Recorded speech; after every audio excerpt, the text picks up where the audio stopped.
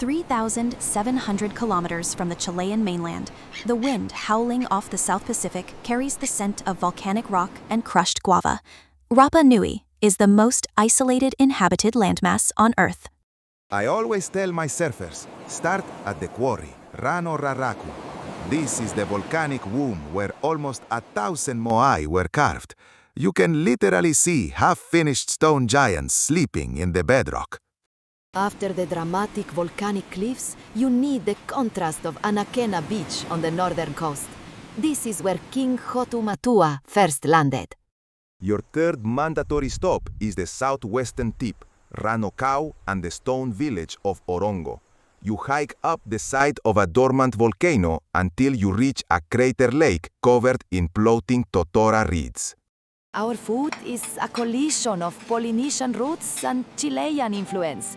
You must experience an umo Rapa Nui, meat, chicken, fish, and sweet potatoes slow cooked under hot volcanic stones and banana leaves.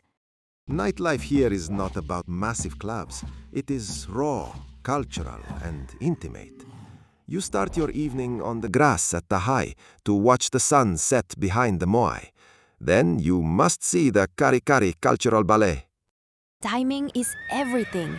Come in February for Tapati, our 2-week cultural festival where locals race down volcanoes on banana trunks. It is wild. 3 takeaways for your Rapa Nui expedition. 1. Sequence your days around the sun.